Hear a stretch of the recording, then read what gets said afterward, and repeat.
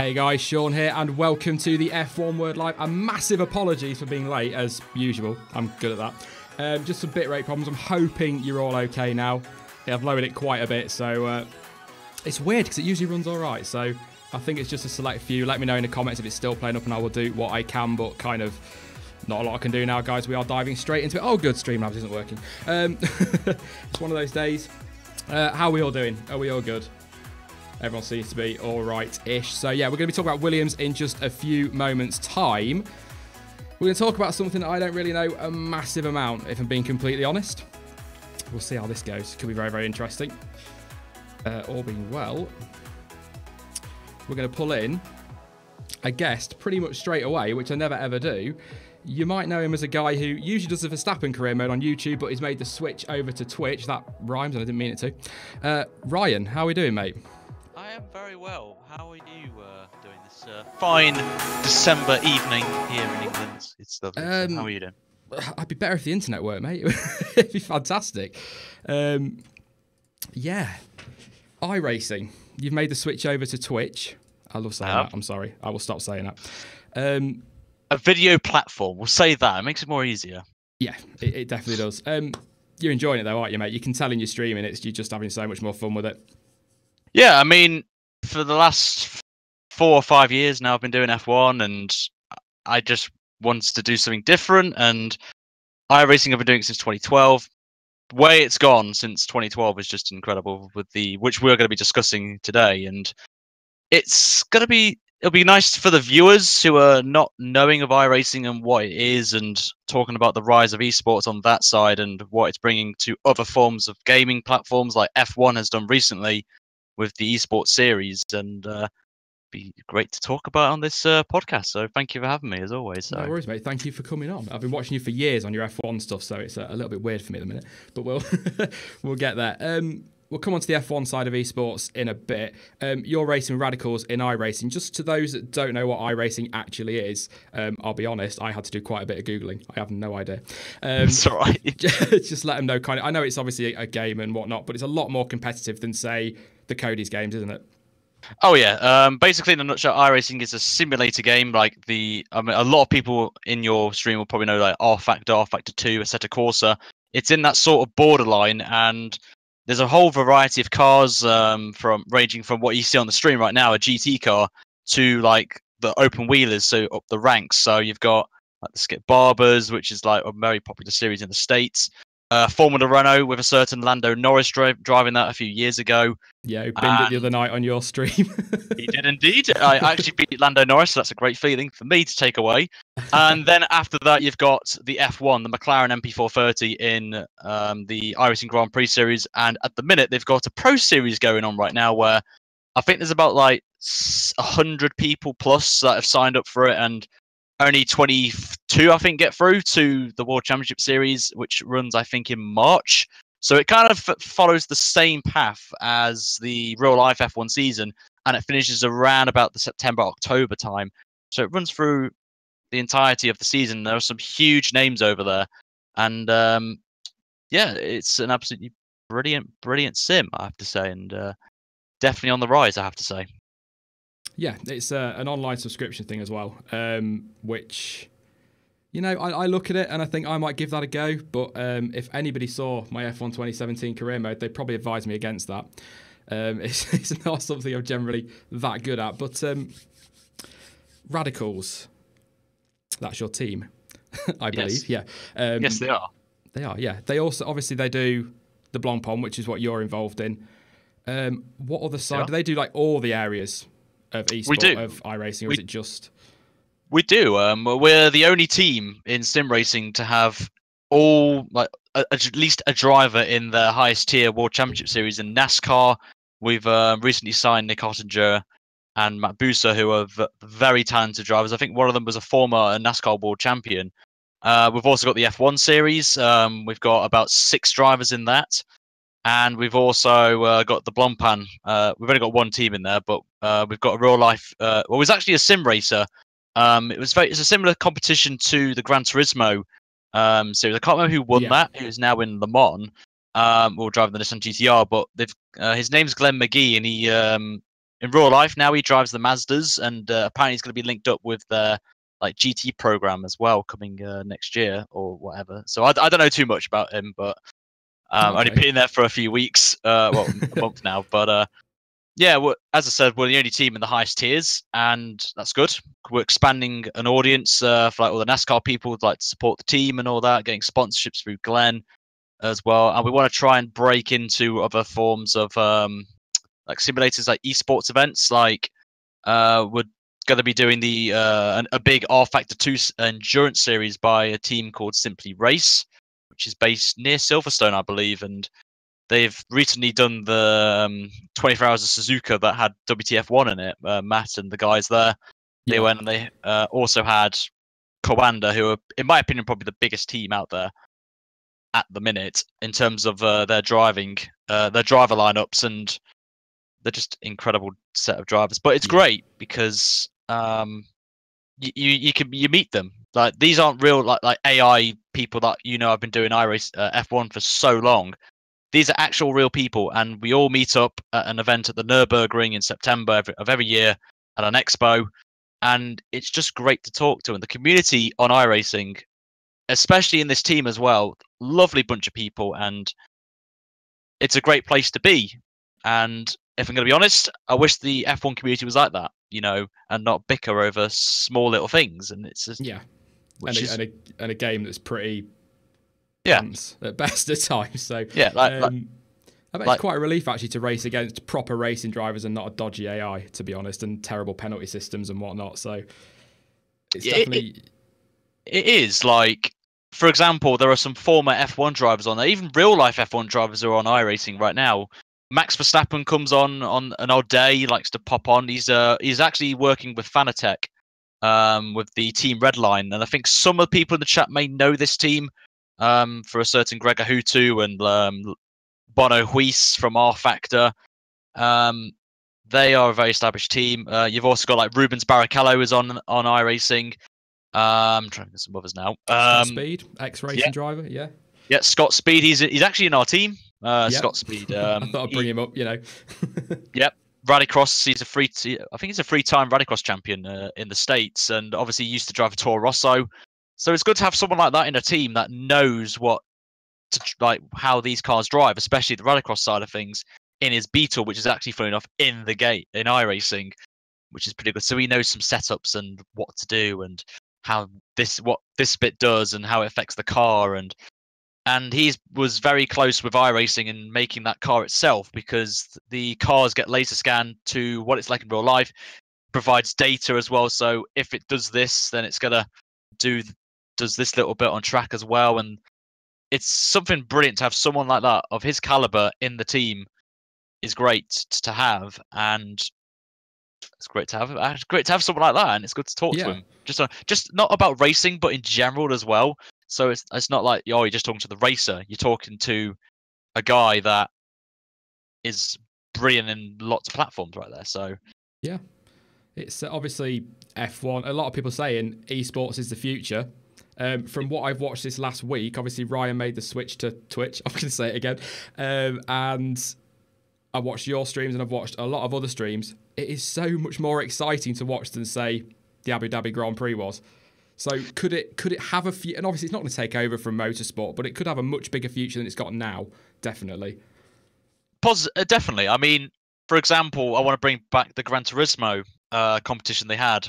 Yeah. Obviously, McLaren have done most recently the world's fastest gamer, but they've done different platforms like R Factor 2, no, they didn't do an F1. Don't know why I said that. iRacing did one as well with the car which is on the screen right here, the MP430, and did I think 4 weeks, and whoever won that got through to the finals. And I think actually the winner as well was from iRacing, which is actually a great thing for me to know that someone from the sim that I play is now the actual test driver for McLaren, well, the sim racing expert for McLaren, which is absolutely fantastic. So yeah, it's a great to know that could be the future. We could get these sim racers that could be as young as because I know someone who's 16 years old and is competing in the highest tier of on iRacing, the World Championship Series, which is absolutely bonkers. Wow, yeah. So one of these people in chat, they could be the next big sim racer and become a real life driver at some point. It's great. You Yeah. got like I'm going to gamble on ST for that one. and funny enough, actually, I've got Scott Speed actually in the session I'm in right now while I'm practicing, so it's actually quite nice. So, but yeah, it's Jonty said very tempted to give iRacing a try now. I'm tempted, and that's kind of why I wanted to get Ryan on for this, because obviously it's a community that's still growing. I think from what I've seen, the F1 esports was all right. It just wasn't that exciting, whereas iRacing just as a whole other level. So it is, and obviously props to F1 for doing the esports. I think it's a great concept. There are some issues, I have to say, that can be rectified. Apparently they're going to do a full season as well, which is going to be following the real life calendar, which is actually quite a good idea. I think this was a little bit too rushed, in my opinion. The whole like qualify and then like a few weeks later is the semi-finals, then a few weeks after that's the final. It was a very late announcement. Yeah, I think it was rushed, and I think they had to react to these other like series that have been going on, like iRacing at the minute with the Pro Series, which is really really popular this year, and we're now seeing the trend of the Codemasters community. Like we've seen the like the Flying Finn and his brother now coming over to iRacing. You've got JD coming across now as well onto iRacing, and Ben making his appearance in some videos as well, which is quite good. But yeah, I think now they realise that F1 is just a simple arcade game, and that's nothing against the Codys because I know them very well. I've been working with them for the last 4 years, and I think that's just for the casual gamer at the minute. Yeah, I'd agree with that. I personally don't think it's an esports game, in my honest opinion, because I don't think it's realistic enough. Like they obviously take pictures and then they try and rectify it in the coding and all that. But with iRacing, as I mentioned to you earlier, the cars have been laser scanned, and so do the tracks as well. Each little fine detail of the sim, like I'll give you an example of Le Mans. You would think it would take maybe a month, 2 months to do it, to scan everything. It took them a year and a half to do. Wow. To get it absolutely pinpoint. And just think about the Nordschleife in the Nürburgring. Doing the Grand Prix layout and the old layout took them even longer. Yeah. Just to get every fine bump, every apex, all the scenery around to perfection. And that is something that I think Codys need to go maybe down, not yet, but down the line if they want to keep their audience sticking to that franchise. Because you can see some people moving across to like Assetto Corsa and iRacing that have an actual F1 car. Like Assetto Corsa at the minute, it's got the new 2017 Ferrari in there through DLC, and I've had to go in it, and it feels like it's like I'm actually driving the thing in real life, and it feels the same as iRacing does with the McLaren. Yes, it's a 2015 version of the car, and obviously it's changed now from the regulations we picked up this year, but it just feels so realistic. And comparing the handling system on iRacing to F1, it just felt too arcadey for me. The F1 Codys franchise, it just felt going from doing F1 on iRacing, because I did it last night in Monza just to prepare myself for this. It felt a whole lot different and more realism in a way, and the setups as well. I would share the setups that you've got to do on this because it is absolutely bonkers.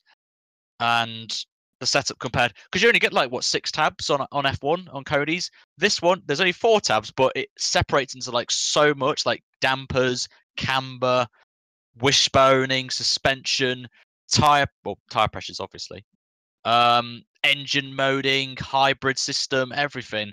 You can change all that and override it with a push of a button, like you're harvesting Urs, like F1 does it automatically on the Codys games. Like all of this just makes you feel like you're actually driving the car, and it's absolutely fantastic, like, to be part of this now. And yes, like F1 has got me where I am right now, but I feel you need to move. You have to evolve, don't you? You have to evolve, don't you? Yeah.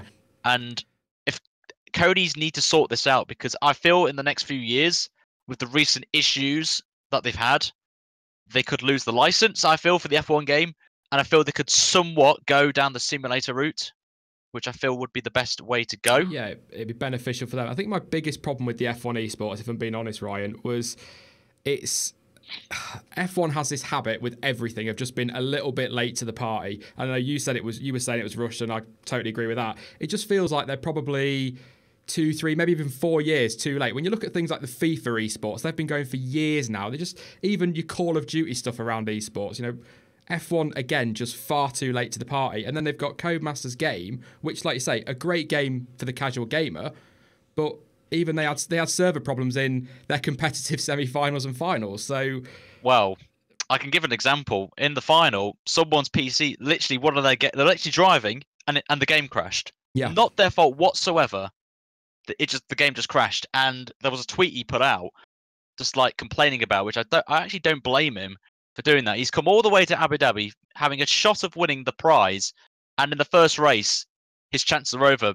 Not his fault, but a technical fault, and that is not a good sign going forward. And like with other like esports series out there, Project Cars 2 at the minute, the ESL, they've been running weekly esports events and getting people involved with that series, picking the tracks for each week, what cars as well.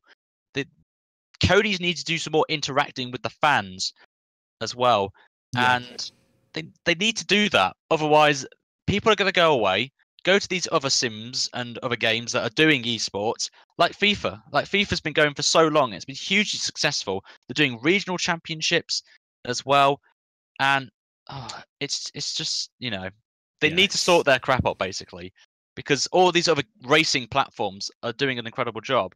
Project Cars 2, as I mentioned. You've got Gran Turismo Sport coming in as well. You've got even like WRC, like a rally game that not many people know, and they've put on successful like getting partnerships with Hyundai and like doing some huge prizes is just bonkers for them.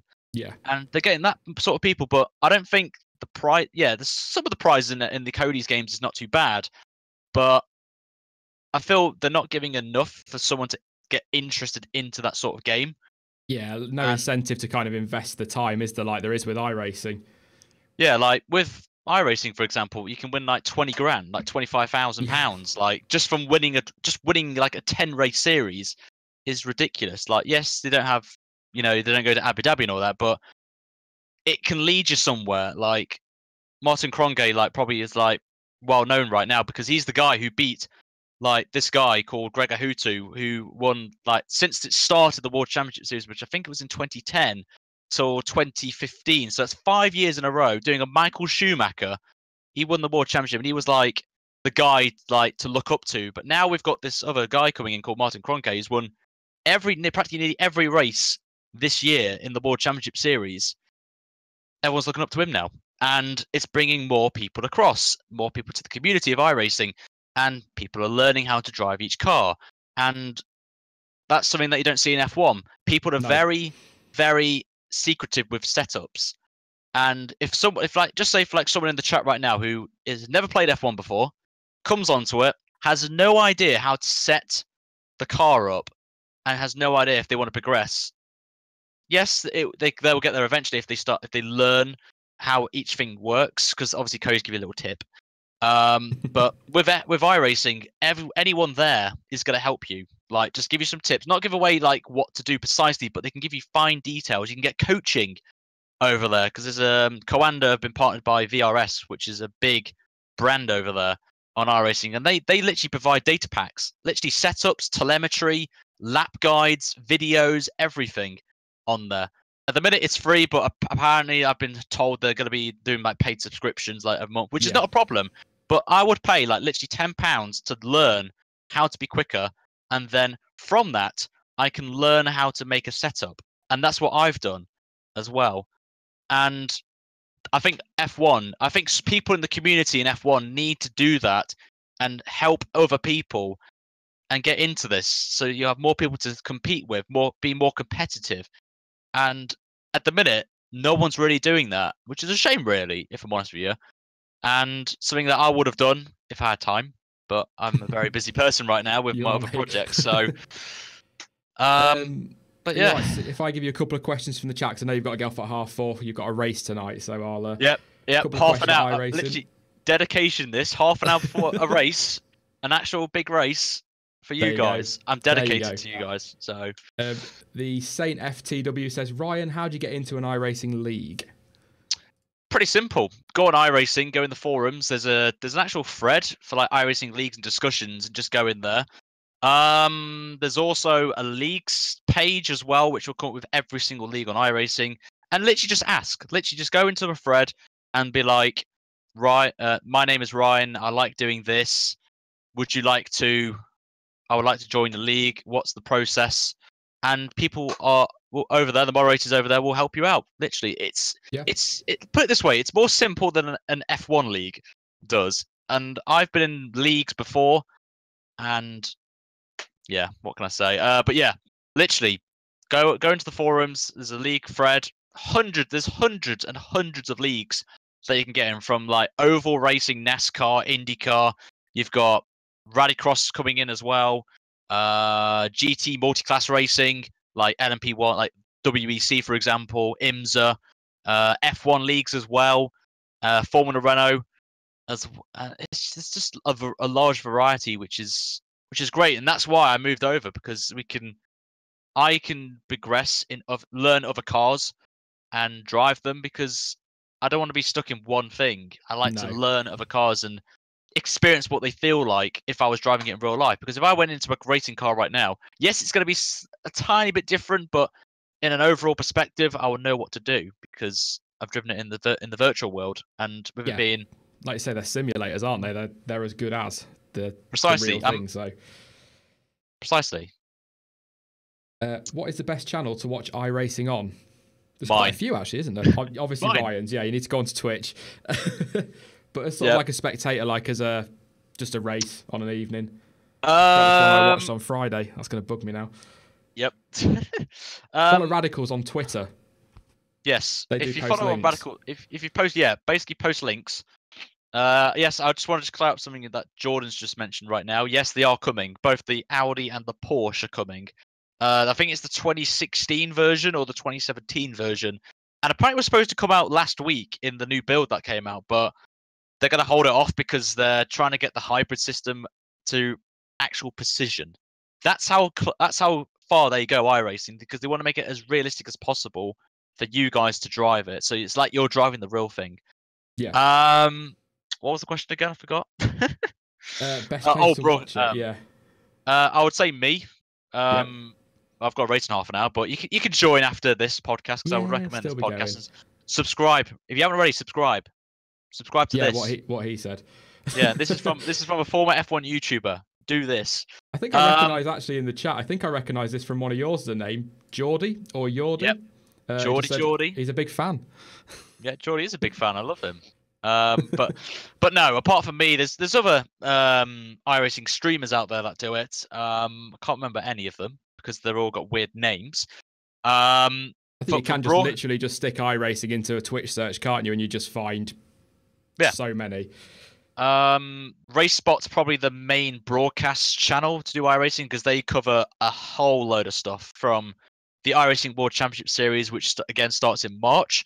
But at the minute they're running a Pro Series, which runs every Saturday. And you missed a good one yesterday at Monza. So if you just Google iRacing Pro Series, you'll probably see it, which was a good one. But they do like NASCAR World Championship Series broadcasts, F1 World Championship broadcasts, Rallycross as well, and other leagues as well. So if you're a normal viewer and you see a league, that's another way to go out, because you can ask them in there. They could probably tell you how to get into a league. And again, just a community, just expressing what you want to do. So yeah, yeah. It's definitely worth a watch. I watched on Friday the Formula Renault 2.0. Yes. And one of your boys was cruising to victory. Yeah. Yes, and then he bottled it. He did, completely. He bottled it. And I remember watching it, actually, because I was just chilling doing a Brompan race at the stream on going on the other side. And yeah, it just went a little bit to shit, really. So apologies for swearing, by the way. All right. No worries, mate. We've had worse. Chaz last week was effing it and this, and yeah. Oh, lovely. Just looking to see if there's any questions before you have to get off, mate. Just quick fire questions, guys. Pile them in, and I'll try my best to answer. On iRacing, we'll cover all the grid girl stuff in a bit, guys, and the Williams stuff. Don't worry, I'm ready to. I've wound myself up. I'm ready to go. I love to have a discussion on this, but of course I have to go. But I would love to say, why the hell is Sorokin getting a seat? Just because he's got money? I was going to say cha-ching, mate. That's all it is. It's cha-ching. Literally ka-ching. That's all it is to Williams. And Massa even recently said that Williams are going down the financial route in terms of picking a driver, which is a little bit of a shame, really. Kubica is he's got a little bit of a disadvantage, obviously, with his hand, but he was quicker than Sorokin. Obviously, they will say, oh, he's using less fuel and using different tyre, but over a period of runs, Kubica was faster on a race run. And that's the most crucial thing. And it will be such a good story for Williams to have as well, to build their reputation in the community, to bring back a guy who I personally feel should have been a world champion by now. If he hadn't had his injury, he would be a world champion, in my opinion, or even fighting for the championship. He was in the title fight in 2008. He led it when he won at Canada. Exactly. Against the big boys, and that was a car that wasn't the fastest.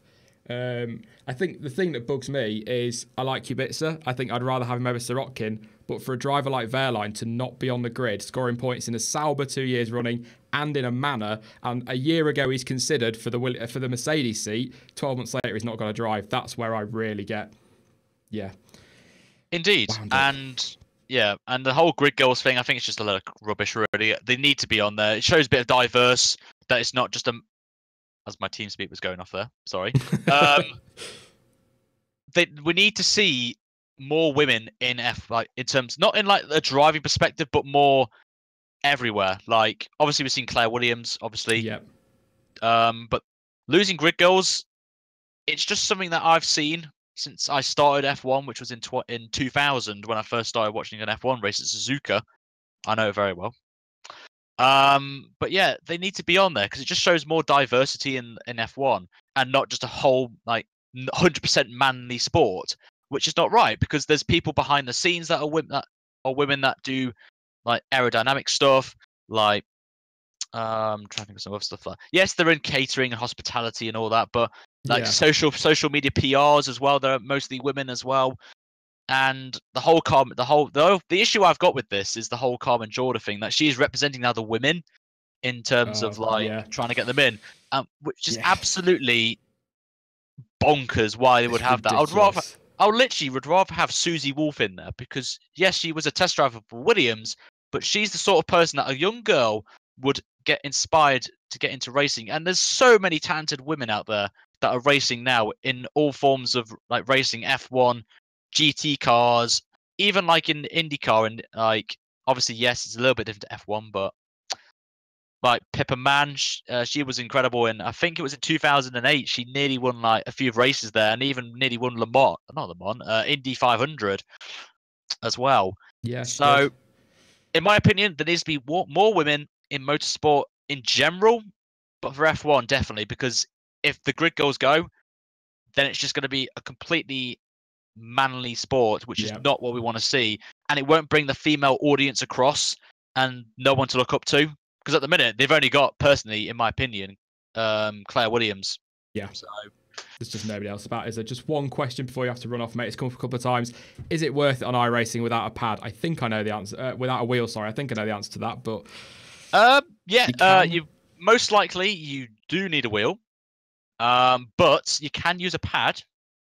And even funny enough, you could use a keyboard, but I wouldn't recommend a keyboard because you, of course, cause carnage. Even one time, they used to have an app for your phone, and you can actually use your phone to drive the car, which is ridiculous. I've done it before on an oval race, and I actually won it with this car, with a NASCAR, with an iPhone. A little bit weird, I'm not going to lie. So you wouldn't see me like go to like these eSport finals on my iPhone, just turning left and right with it, going, oh, left, then There's right, an image. then forward, then back. The scenes, if that ever happened, would be brilliant. But 99% of the time, you will need a wheel. It could be any wheel, basically, as long as it works into your computer, then you're completely fine. And you don't even need a high-tech PC. This is another thing that I want to mention. iRacing doesn't need a really high-quality PC.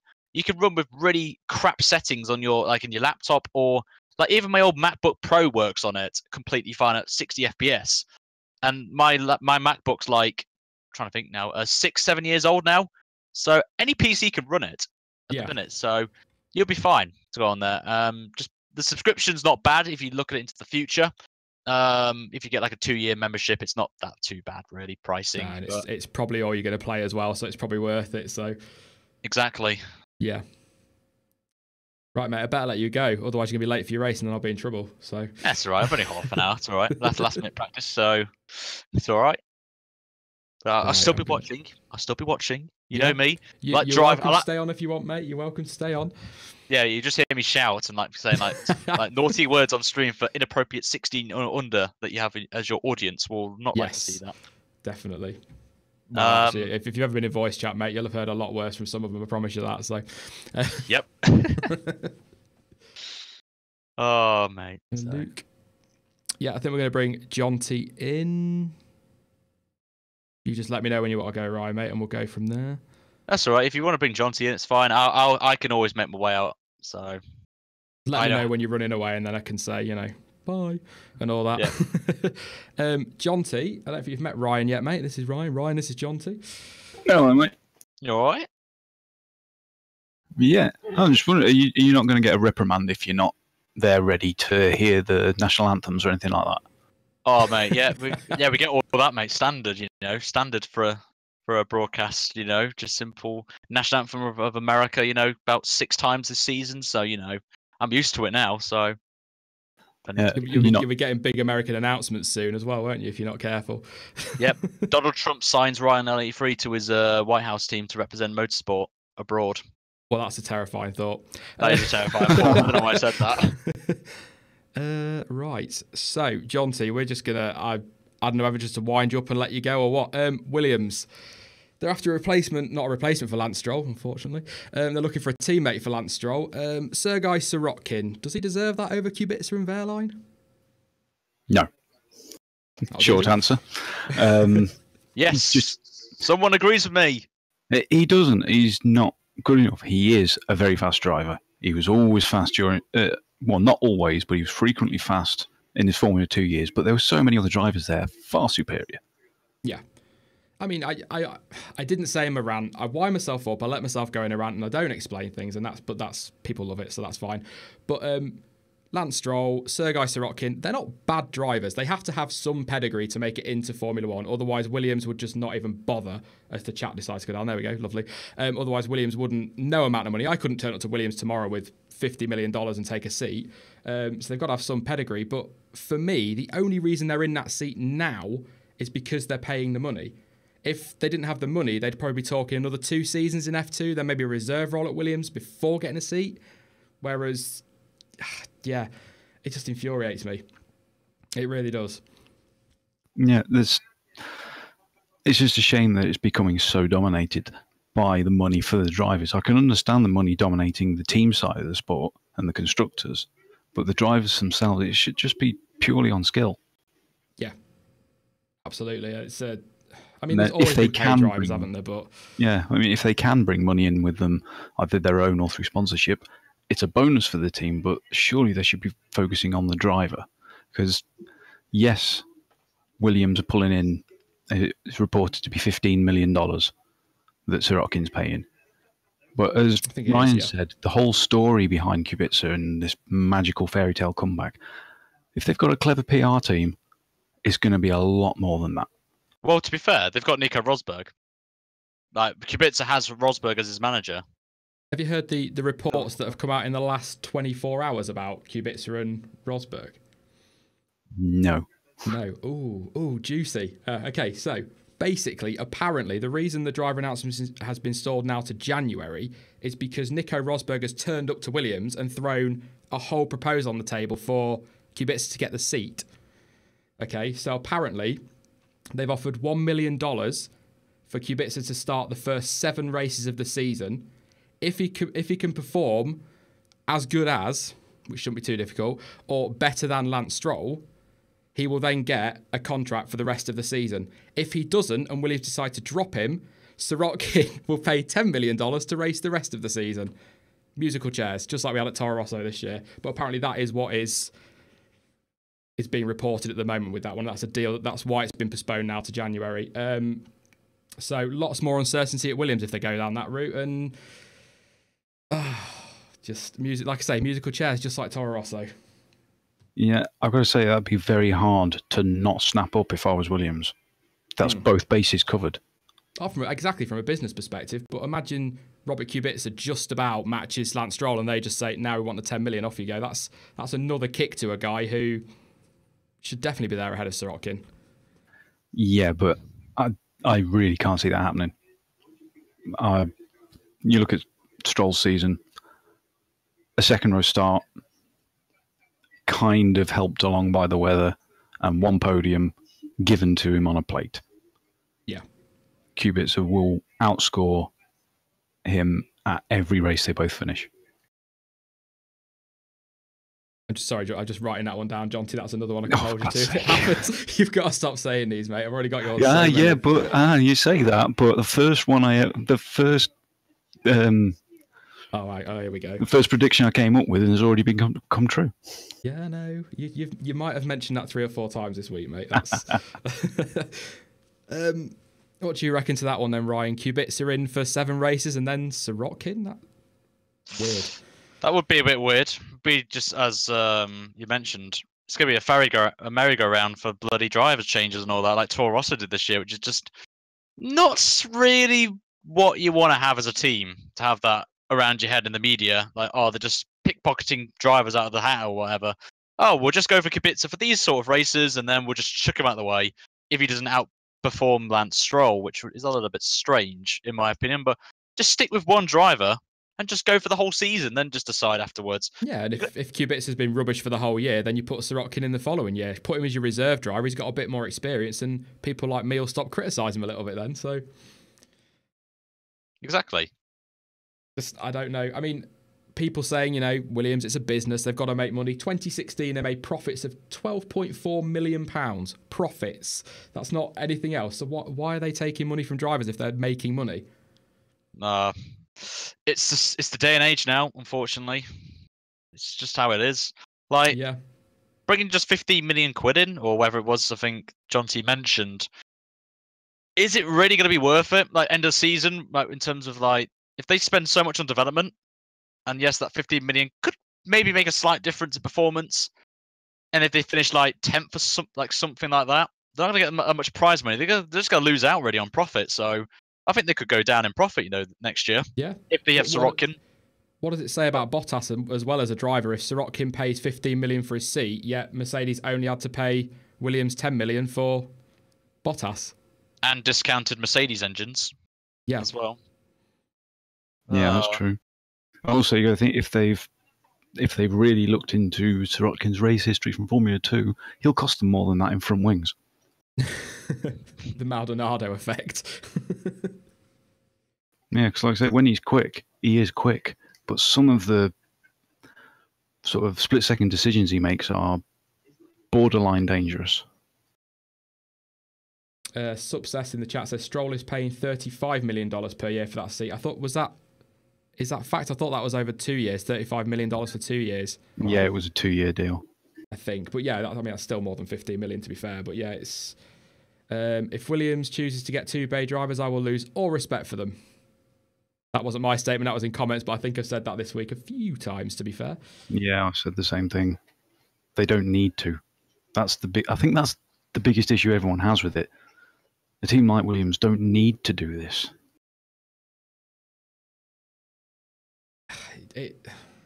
It's a blot on their legacy, isn't it?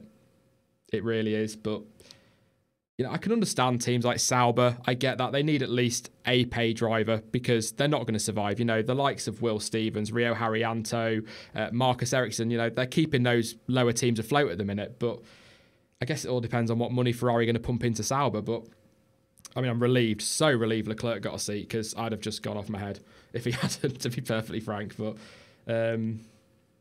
yeah, it's a frustrating one. I mean, yeah, Lauda was a pay driver, Schumacher and Alonso, but these are drivers that would have got into F1 eventually without the money. I'm not saying that Lance Stroll wouldn't, but like I said earlier, he would be another couple of seasons before he was ready.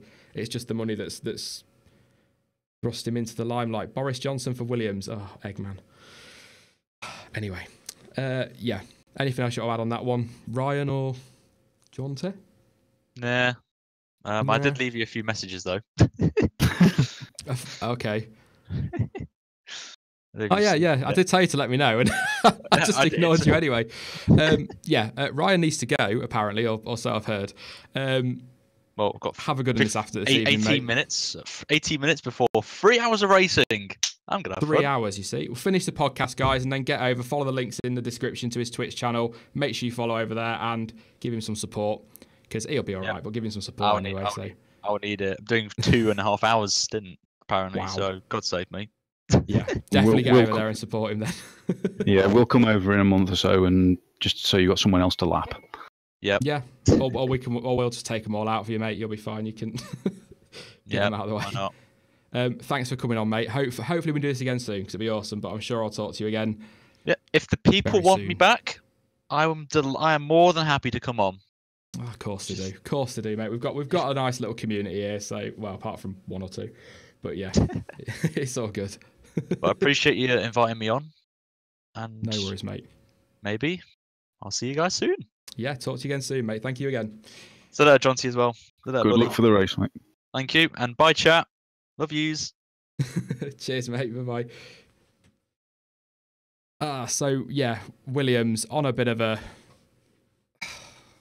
Is Kubica the right man if they don't go with Sirotkin or Wehrlein? I mean, who else is there? There isn't really, is there? I keep coming back to the same argument. Despite his injury, he's been the fastest during the tests, although with a pinch of salt, and he's the only proven race winner. Yeah. You don't need. I mean, surely a team shouldn't be looking any further than that. Out of all the That drivers should be enough, available, shouldn't it? he's won a race in a car that was at best the 5th fastest in the field. Yeah, I'm trying to think of other drivers that might be a. I mean, De Resta. I've said it before. He's a serial point scorer, but you know what he did in Hungary was great. You know, just a few hours before qualifying, he does 8 laps in qualifying, then goes into a race. But I don't know. I just feel like he's not. Something's happened in the test. He wasn't as quick as anybody else. He was slower than Sirotkin. But I mean, if you're talking experience in that seat alongside Lance Stroll, I'd rather stick a De Resta in than a Sirotkin. Again, I'm not bashing Sirotkin. Like I said, he's got a fairish reputation in the lower formula. But I just Oliver Rowland, yeah, ST again. You know, there's rumours he's going to get the reserve role. Oliver Rowland behind Sirotkin? No. No, it's weird. Just give me 1 second. Let me pull it up.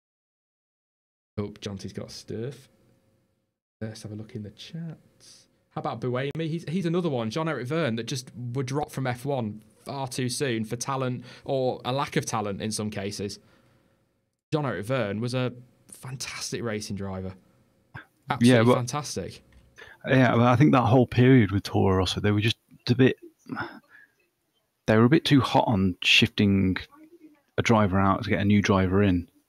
They didn't give anyone enough real time to settle and get up to speed because they had some great drivers. Alguersuari in particular. Yeah, he was genuinely quick. Scored a lot of points, and only lasted 2 years? Yeah. Another name, Felix Rosenquist. Good driver. He's a good. Yeah. Comparing him to if Sirotkin's got a shot, drivers like that have got to be in contention for me. Wehrlein, the most reliable point scorer option. Points for Sauber and points for Manor. You know, we'll bring him up. I do it most weeks, but Jules Bianchi scored points for Manor, and he was instantly linked heavily to that Ferrari seat. Wehrlein scores points for Manor and Sauber fairly consistently, if we're being honest. You know, season on season, he's then linked with that Mercedes seat last December when Rosberg retires. 12 months later, he doesn't even have a seat in Formula One. How can you go from being, you know, second choice, if you like, for that Mercedes seat to having nothing? Yeah, I mean, he really does deserve a seat on the grid. And there are several drivers with a seat who Wehrlein would get the seat over, in my opinion. Yeah, absolutely. I'm going to pull Chaz in. He wasn't in at the start. So we'll pull Chaz in now. He's usually on with us. How you doing, Chaz? You all right, mate? Yeah, I'm all right. Hi to everyone in the chat room. Yeah, there you What's go. on Chaz is with us this? again. Yeah. Come on, mate. Seriously, 45 minutes late. No. Yeah. Anything stupid question. Anything you'd like to say on Williams, Chaz? Absolutely. If this happens, for me, this is disgraceful from a point of view that Williams, with such a great history and such respect, within the community, for them to even attempt to do this is just disgraceful. And as well, one thing that baffles me with this is not only are they going to take 2 paid drivers, but Sorokin breaks the Martini deal and they have Verline, who they could choose as well, or Danny Kvyat, whatever. Whatever. Chaz is angry. Chaz is angry. Here's something I was wondering. The Martini thing. Obviously, there's that rumour going around as to why that deal's been pushed back to January. I still think Martini have had a say in this because they're probably saying, hang on a minute, if you're going to break this deal, we want a driver in there that's at least going to be competitive or we know is consistent and can score points in F1. If you're going to break that clause, I know that Williams have said that that's not a clause that matters and Martini don't mind that. But I just wonder if they've turned around and said, let us just have a think about this because actually we'd rather see Verline in there than Sorokin. Also, I think Martini, if this, Sorokin is announced, I think Martini are a bit concerned about the bad press that it will bring. Because obviously sponsors care a lot about, what type of press they attract. And if they get Sorokin and Stroll on the car, I think Martini aren't going to like that. I'd agree with that. John T, what have you found, mate? You were going to pull something up. I was just looking at the points from the last F2 season, but Sorokin only did 2 races, or 1 race. Okay. So no idea where he... I actually don't know what he was doing last year now. I thought he was F2. I'm sure, obviously not, but I thought... ST, we want to see anyone except Stroll. Wouldn't it be really funny if Sorokin turned out to be really good?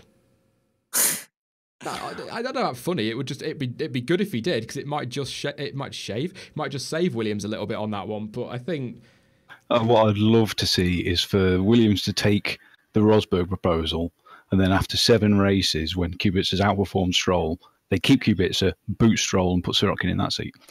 Yeah. Or even better, boot Stroll and put Verline in that seat, so we get both of the drivers we want. Yeah. I just think it's the idea of not having Verline in when you've got, drivers on the grid that to say they don't deserve is harsh because they are racers. They've been racing. They've got some pedigree, as I keep saying, but I just don't think they deserve it over Verline, and it's just always going to bug me. Now, whether that's something, whether Mercedes have sat down with Williams and they're trying to thrash out a deal as well, we don't know. I'd imagine that Toto Wolff will be desperate to get him in that car. Who knows at this point? But I guess the other argument from the Mercedes point of view is, are they... what's the phrase? Losing interest in Verline with Ocon being so good, I guess. Is Ocon now next in line for that Mercedes seat, so they're not really worrying too much about Verline? It's harsh, but it's a dog-eat-dog business, isn't it, Formula One? So... Yeah. I suppose it's highly unlikely, but if they really can't decide with all these proposals, I suppose what Williams could do is when we get to the pre-season testing, is it 4 days? It is 4 days, isn't it? First one is, I think, yeah. Just do the first 3 days of all the shakedown, proper testing, all the rest of it, and then sort of the last half of the last day, get all of the proposed drivers with exactly the same setup and say, off you go, fastest guy gets it. Yeah. Sounds like a good plan. Yeah, shootout for the seat. And especially if they streamed it on YouTube or had it on live on TV, that could bring in huge publicity.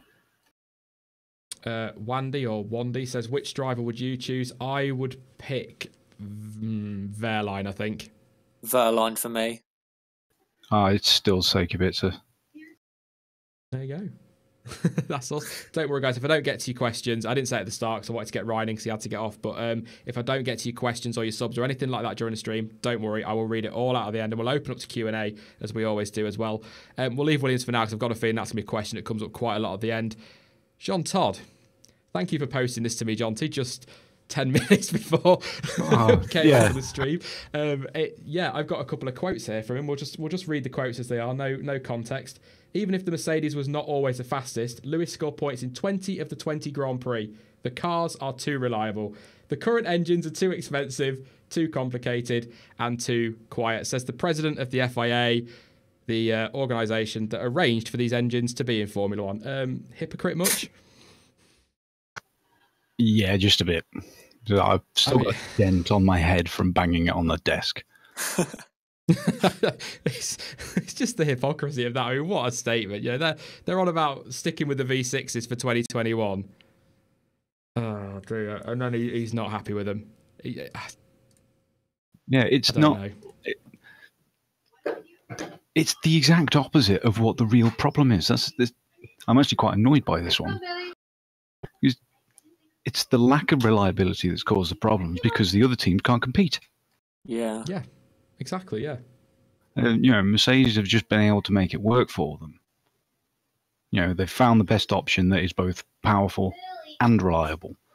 If one of the other teams were able to nail reliability only, but get it absolutely perfect, they'd still be challenging because they could just run full power all the time without risk of breaking down.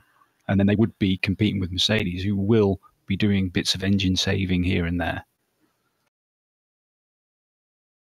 It's just too much complexity causes lack of reliability.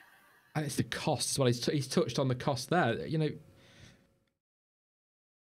It's their fault. They cost so much, and he's the president. He was president at the time, and I mean, let's not get into the fact that he's still president of the FIA because nobody could vote for anybody else because there was nobody else standing. But there's democracy, I guess, for you. But I mean, it's just made him look a hypocrite, hasn't it? I mean, he's trying to thrash out this deal to keep Ferrari in the sport and thrash out this deal to keep teams in the sport and bring in new manufacturers, and then he comes out with a statement like that. Yeah, it's just idiotic. It's like a dictionary definition of hypocrisy. It's the FIA, though. We're really surprised. Yeah, I mean, if he was able to get in for another term with no one opposing, that's not how a democracy works. If there's a democratic process then if no one opposes, no one can stand, and everyone puts in who they think should be doing it. All the people who can vote, and then see who's got the most. I'd stick Ross Brawn in charge. Yeah, I know there's been some things that have been said this week, which are coming on to in just a second, that have wound a few people up. But he just doesn't take any rubbish, does he? And he would just get on with it. He says the right thing, and I think he's wasted with Liberty Media. If I'm being honest, I think him president of the FIA would just be brilliant. We'd get some honesty.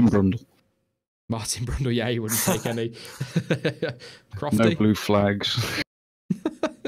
No runoff areas, just concrete walls everywhere. Why can't the FIA do V8s? Because they were such big proponents of the V6, and they're not going to go back on that. Same way they're not going to go back on the Halo. But then he's then he's kind of made a statement like that. But yeah, I know what you're saying. I mean, the Halo will still be here for forever, unfortunately. Open the FIA to a public vote with a 3 to 5 year plan, says Anthony Harvey. That's not a bad idea. Yeah, that would work. Yeah. Do it X Factor style or something. Just get more people voting. I don't know. I mean, Jean Todt's not the worst FIA president we've had. Let's make that quite clear. He is not the worst by a very, very long way. There was another Frenchman who was pretty diabolical. But yeah, I just think... Or make it that it's the teams of all the FIA sanctioned series that vote for him, as opposed to lots of top board bureaucrats that are sat in an office in wherever the FIA is based. Turin? Paris. They're basically just the motorsport version of FIFA, aren't they? And pretty much Jean Todt is the motorsport version of Sepp Blatter. Oh, Chaz. He is basically a dictator of the most powerful thing in motorsport. If you'd like to follow Chaz on Twitter, we'll put links in the description. For more controversial opinions. That's just saying he's on the Ferrari payroll without saying he's on the Ferrari payroll. Yeah, basically it is. Yeah, that's. Yeah, I think. Yeah, let's move on from him before we just absolutely destroy the poor guy. We're going to stick with moaning though, which seems to be where these podcasts are going at the moment. That's just the winter, I guess. Though, Grid Girls, Ryan, we discussed it a little bit with him. Is this a big issue, or is this just, as I feel, another smokescreen to try and cover the real problems in Formula One at the moment? Smokescreen. Yeah, I have to agree with that. It's just a non-issue to me. I understand, the world we live in now, people are going to raise questions about stuff like this, but I've always seen it as a glamour thing, if that makes sense. It's a glamorous sport, and they're part of that. And, they've been around since the most glamorous period, which obviously is the 70s. Yeah. It's like American football cheerleaders, isn't it? And like the Super Bowl and, American football games where they have cheerleaders, it's just trying to make it feel a bit more glamorous and bigger and, like Chaz, the US presenting thing and all that. I'd never even thought about it like that. Cheerleaders, that's essentially what they are, aren't they? That is what they're doing. It's the equivalent. Waving around and shit. Oh, sorry for swearing again. Oh, Chaz, you're late. You come on swearing. This is just, it's terrible. Absolutely terrible. Well, that one is obvious. Yeah, we'll let you off that one. It's only the S word. As long as we don't drop the C-bomb, we'll be fine. Don't you dare, chat. Yeah, I just feel like it's a non-issue. I think, the only people allowed, in my opinion, to make the judgment on it are them themselves.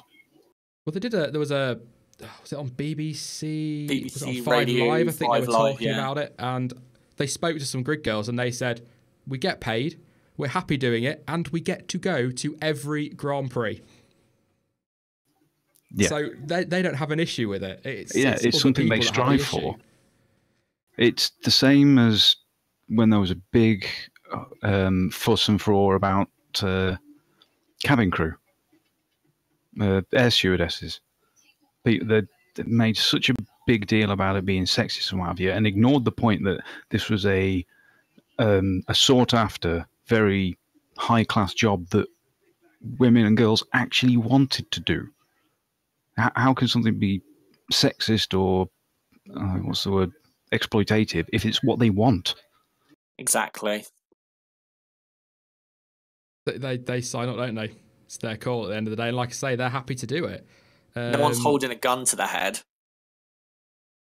But the fact is, like Ryan said as well, if the FIA are concerned that these grid girls have been objectified, I guess is what they're saying, then why don't we see more on TV of the female mechanics, of your Claire Williamses and people like that? You watch Sky Sports F1, you've got Lazenby, Herbert, DiResta, Ant Davidson, Martin Brundle, David Croft, and then you've got Natalie Pinkham and, I always forget her name, but she's my favourite one of the Rachel Brooks. That's the one, Rachel Brooks. Well, that's only 2 females in that group. You're looking at Williams, you've got, we had Manisha Kaltenborn not long ago. Things were starting to move on there. But this last 12 months or so, the women in the sport that were starting to be seen more and heard more are slipping away again. So rather than worrying about the grid girls, how about getting them a bit more exposure? About seeing more of that side of it? Yeah, at the moment we've got, I think the only real progression is Calderon is the development driver for Sauber at the moment. Yeah. Anthony Harvey making a fair point, and I'll be careful, but yeah, if they ban grid girls, feminists will complain there are then no women in F1. Well, probably. It's an awkward one, isn't it? It really is. But there are women in F1. That's what I'm saying. We just don't see them, and that's not the grid girls' fault. The exposure. Yeah, that's not the grid girls' fault. That's not our fault. It's the people that it's FOM. It's people like that should be maybe giving them the exposure that they deserve. At the end of the day, I just think it's glamour. They tried Grid Boys at Monaco, which went down really badly, really badly with the drivers. Yeah, because it was done in a very cynical way. It was snide almost, wasn't it? Yeah, it wasn't equalising it out. They made a big, huge press deal getting, I can't remember which one of the Sky team went out to interview him, but there was one. It was like, oh, look, we've got this guy on the grid instead of a girl. Everyone make a big deal about it. He was really cynical. Yeah. I mean, what about a mix? Why don't we just have 10 grid boys, 10 grid girls? That kind of looked weird, though. Could be interesting. Oh, Malaysia's gone now. That could have been really interesting. Yeah. They really would have been both. Yeah, what... I mean, they're talking about getting rid of them altogether. So what are they going to do? Just stick the signs in front, and then somebody comes along and takes the sign away, and it's just...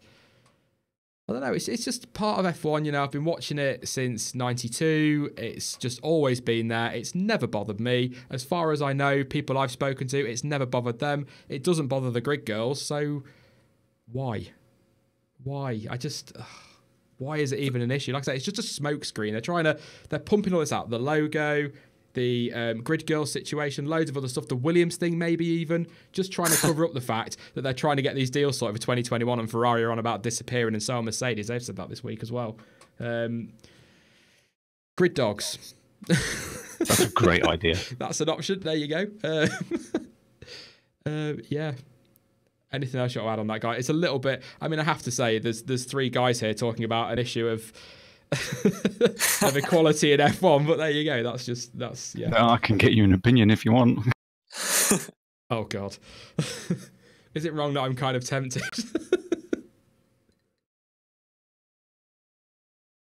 I'm pausing nervously now. Yeah.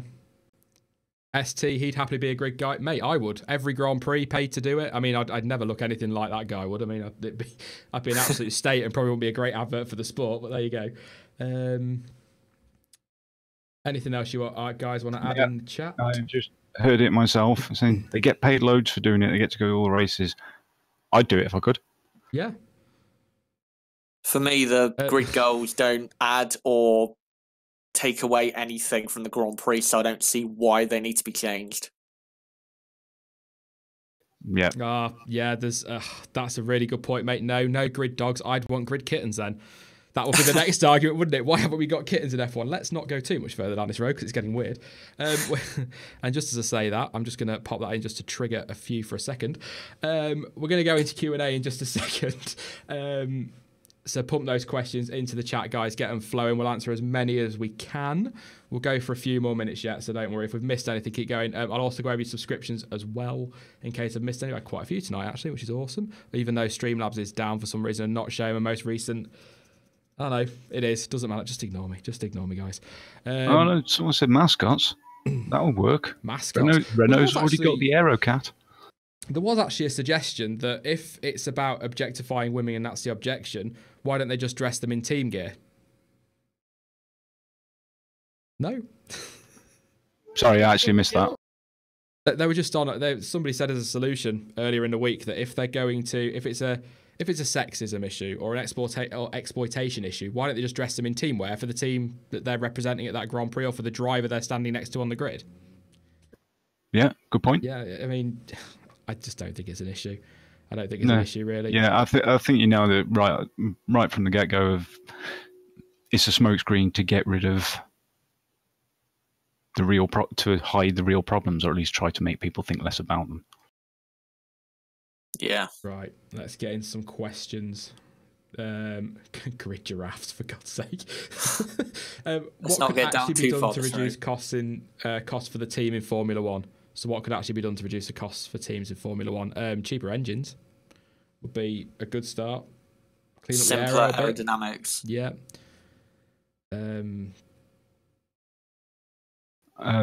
They could make some regulations about the materials involved. Again, this goes right back to my first live stream, but the material costs vary wildly. So if the FIA could just say, right, you're allowed to use this for this part of the engine, this for this part of the engine, nothing super fancy, expensive, that would make a big difference.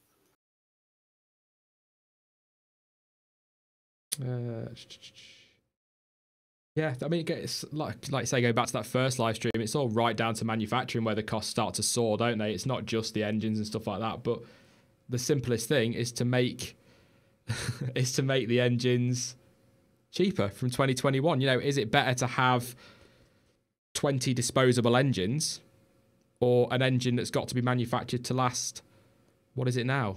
7 races, isn't it? Basically, races. Yeah. It's got to be cheaper just to have disposable, well, V12s if I was dreaming, but yeah. There's definitely a way. They just got to, you know, figure it out. Other than the Williams seat, who else do you think doesn't belong in F1 and who should replace him? Says Ali G on WA. Ericsson. Oi, that's blasphemy. None of that. Raikkonen. Sorry, Kimi Raikkonen. Great, funny guy, brilliant for the sport, a great meme, but not had a great year, not had a great few years. Thing is, the thing with Kimi is though he'll have 5 or 6 bad races, but then he'll pull out an absolutely amazing qualifying lap like Monaco. That it's kind of hard with him. Yeah, I'd agree with that, but then he does nothing with the amazing qualifying performance. Yeah.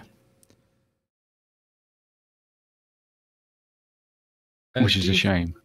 That's a long one. Hang on. Do you think that engine manufacturers shouldn't be able to refuse selling an engine? So if McLaren is willing and able to buy a Merc engine, they should have one in the back of their car.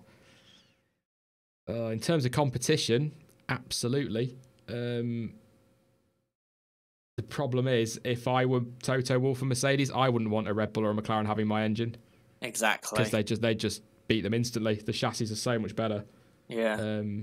You've got the production side as well. They're already having to do all the engines for 3 teams. You add another one.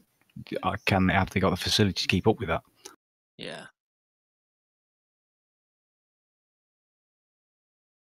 Both the Haas drivers should go. No, Grosjean should stay. Grosjean should stay. K-Mag can go. Yeah. You had a good debate on Discord the other day, didn't you, Chaz, over Grosjean and Hulkenberg? I stayed out of that one. I just hid in a corner. F1 needs simple regulations that promote creativity. 100% agree with you, mate. Absolutely spot on. Yeah. Yeah, Kimi, Ericsson, and Stroll. That's another one to get rid of. Kimi is an amazing second driver for Ferrari. I don't deny that. If that's what they're after, they're not going to get anybody better at the moment. You can't see Verstappen jumping in that car and jumping out of Vettel's way. Where will Red Bull go after the Renault deal ends and before Aston Martin can come in 2021? I think there's only one option, isn't there? I think it'll end up being Honda. That's if this is all true that Renault are going to ditch him at the end of next year, but I don't think that is true. Ooh, you both just set my thinking off. Oh. There was already talk of Red Bull parting ways at the end of next year anyway. Yeah. Do you think this whole Toro Rosso, McLaren, Honda switch could be so that they've got a year of seeing how much Honda can do before the daddy team has to 100%. Take them? That's exactly what is going on. It's one of those. The Toro Rossos are expendable. Red Bull can pump the money into Honda, can't they? And the development, and they've got people on their side that have been working with the Tag Heuer engine or Tag Heuer engine, the Renault engine. So they've got people, and they'll pump the money back into that as well. So I think that's what they're going to do. I think that's what the plan is. Will Danny Ricciardo extend his contract with Red Bull? Says, I think that's Niles or Niels. Yeah, he says that. No, I don't. I think that they've possibly put him off with the we're going to build this car around Verstappen line. And I think that's going to affect him and his decision. Where's he going to go, though?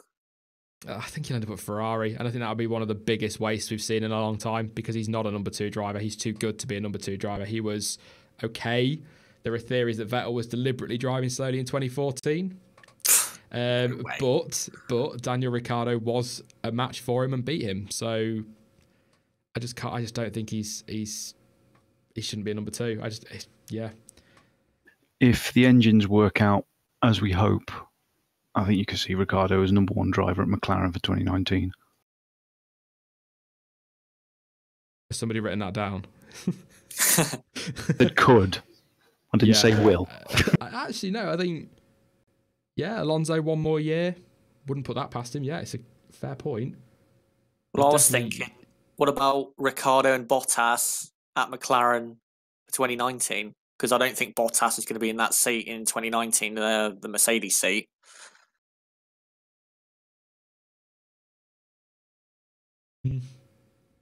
Good driver lineup. Yeah.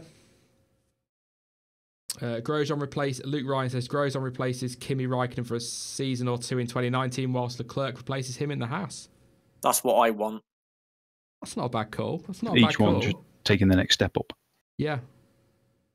And then you might see a We know Fulco how, or something like that fall into the Sauber and then make their way up like a promotion, especially with this Maserati deal possibly going through as well. So, there's a good ladder there, isn't there, for young Ferrari drivers to make their way up and prove themselves. Yeah. Potentially. Who do you think is the fastest, Verline or Leclerc? Leclerc. I'm going to say I've nothing. That's a no-brainer. Gibbo, Arava and my driver predictions. That's called a fluke. No disrespect. Ocon to Merck in 2019. I think that's probably going to happen. Yeah. Did Williams pick a paid driver? We don't know. They've put it back to January, mate. That's probably the way they're going. It sounds as though even if they go with Kubica now, it's going to be a pay deal as well. So I can't get over that. Kimi said this week that he's still motivated, but Ferrari aren't going to let him. You be as motivated as you want, but if you're a number 2 driver, you're not going to be allowed to overtake, are you? So, or overtake your teammate. I'm not going to read that one. I think Jonty spotted it.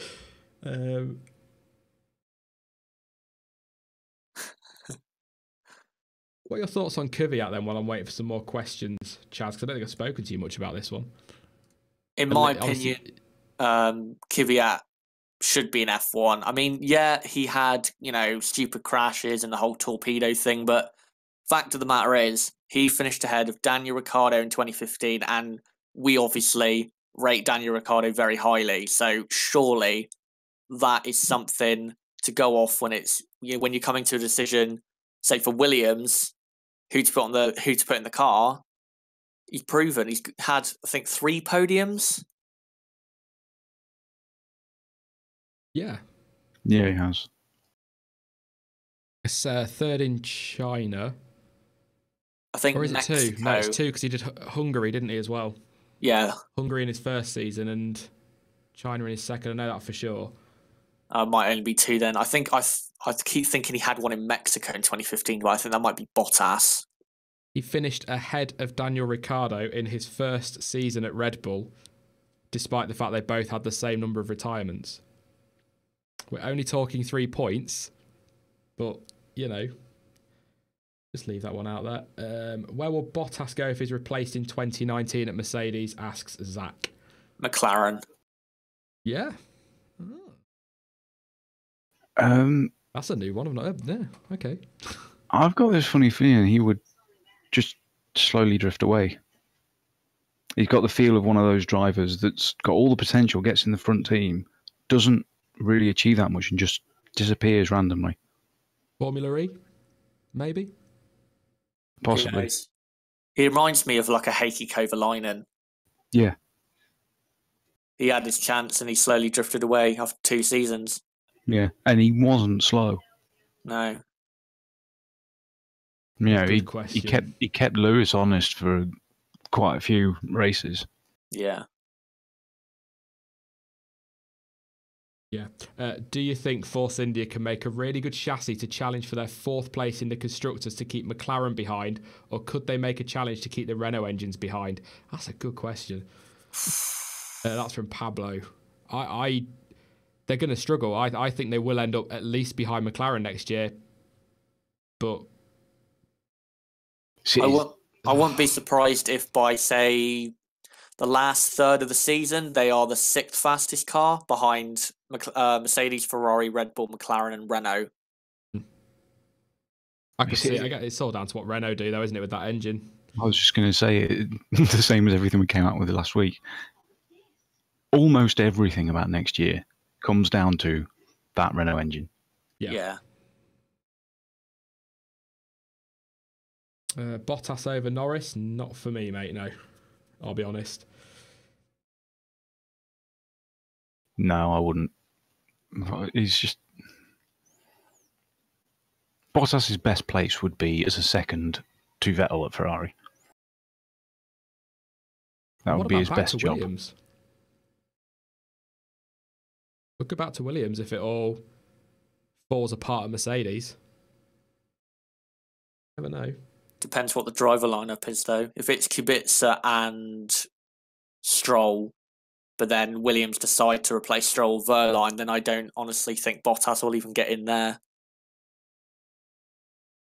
I'd like it if that happened, though, because if that would give Wehrlein the shot at getting to Mercedes. Interesting. Should Force India, I'm not laughing at this one, but should Force India change the name and get more money? Marketing wise, yeah, but I think I don't know. What could you change it to? I mean, they went with Force One, but that was too close to Formula One, so they weren't allowed that one. And then there were loads, weren't there, they came out with that they registered, but with the slightly crazy Americanized way the PR's going for F1, just give Hanna-Barbera some money, I think, and become the official Pink Panther F1 team. Why not? They've been using it as their hashtags all year. Maybe that's something we haven't picked up on. Maybe that is something they're trying to slowly reveal if they're hashtagging it. Eredito, what's your F1 Christmas wish? Tune in on Friday for our Christmas stream. A little plug there. Which, yeah, if you don't like chaos, it's probably best to stay away because it's just going to be nuts. There's no planning for that whatsoever. But yeah, I'm sure that'll come up in there. Beer is not an option. Huh? The beer is not optional. Yeah, you might need to be drunk. Yes, it's... how many years for Stroll? 1.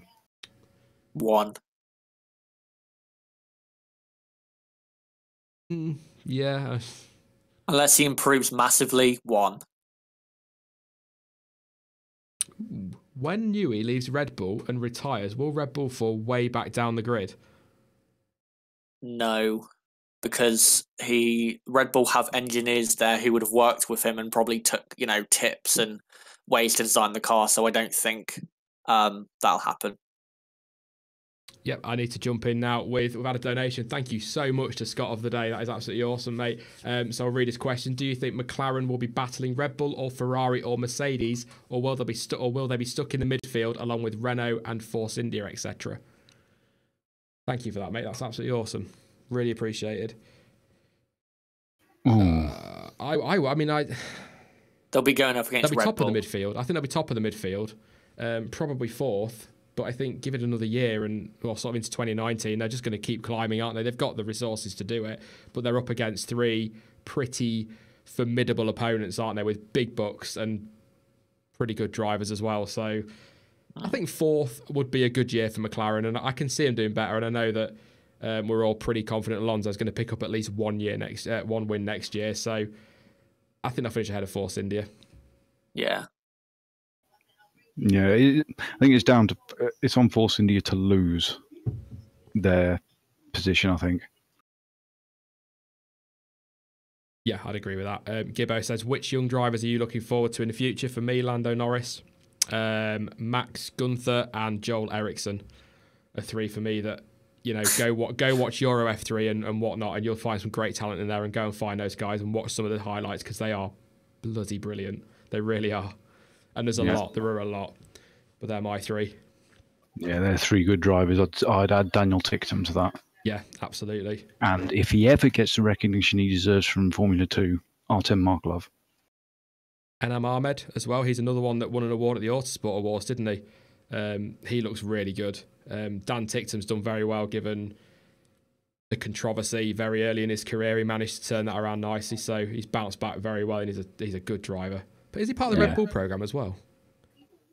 I seem to think he is. He could well be. But he could also be linked with Renault, because I know he's got some links to the Dams teams. Yeah. Right, I'll take a couple more then, guys, because we're overrunning. Well, not overrunning. I mean, I could sit here all night and talk to you guys. It doesn't bother me at all. But I think Jonty's got work in the morning. Won't be too impressed if I keep him up all night with this one. But what have we got? Let's have a look. Do you think we will see Fernando Alonso join a top team like Mercedes, Red Bull, or Ferrari before he retires? Jonty. No. Oh, sorry. It's all right. No, I think his time is at McLaren and then done. Yeah. Yeah. Agree with that one. The Alfa Romeo deal, do you guys think it's a PR move or it's trying to replace Sauber as an F1 team? It's a bit of both, isn't it, I think? Yeah. Yeah. Yeah, it could be really good for that outfit. Because Sauber have always been up and down dramatically. Hopefully this can give them a bit more stability just for 1 year so they can then stick there. Yeah. What was the controversy surrounding Dan Tictum? That's probably one for you to have a look onto. If you're on Discord, I'll see if I can find a link, mate, and I'll pop it on there. But I think just have a look on Google because you'll find some stuff on there about it. Will Force India be bought by Eccleston and renamed Brabham in the future? Oh no! Please no. The return of Bernie back, Chaz. Come on. I would love for them to be rebranded as Brabham, but not with Eccleston. No. Scott of the day again says, why do you think Force India will struggle next year? I don't think they'll struggle. I just think McLaren, with the chassis they've got, you know, they've shown it even with a Honda engine, when that's reliable on the right track with the chassis they've got, they could be right up there. And I think with a better engine in the back, they'll just have a little bit more. Obviously, Force India have a great engine, but their chassis is just not quite there. I mean, I hope I'm wrong because I am a bit of a Force India fan. I'm one of the few, I think. But yeah. I was saying this to you in Discord one earlier in the week that I believe Force India are just going to be overtook basically because of the other teams having more resources. That's it, yeah. DJ Easy Dick, what is Discord? If the mods could post a link, it's free to sign up to, mate. It's just where we all hang out and just basically wind ST up. Some of the other people on there know it's a great place for debate. Occasionally we talk about F1, but we do cover a lot of other random stuff as well. So I saw him go, Lewis retiring from F1 anytime soon. That's Apex TT. I think 2020 at the earliest, I would say. Yeah. How would you see a Porsche Mercedes F1 team? Very confusingly. Happen. Yeah. That's not going to happen. Although I would like to see a Porsche team. Yeah. And they're still linked, aren't they, to Red Bull possibly in 2021? But I still think that's going to be Aston Martin. There's too much noise coming from Aston Martin for it not to be that. But again, it's all going to boil down to what the FIA do, isn't it? And with their bloody engine rules, because the engines are too quiet and too expensive apparently now. But there you go. That's wound me up for the week, Jonty. Thanks for that. Will we see George Russell on the grid in 2019? Another driver that is not getting a seat when your Sirotkins and co are. Yeah, he would take it over Sirotkin for me. He would for me, yeah. Yeah. I don't think he will get a seat, though, for 2019, because I don't think there'll be enough available. A couple more questions then, guys. Pop them in. I'll try and pick two as best as I can. I'm not going to read that, Stig. It's not worth my life. I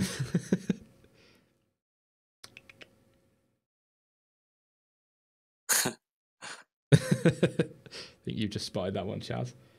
Aldi is a name that I see a lot. Yeah.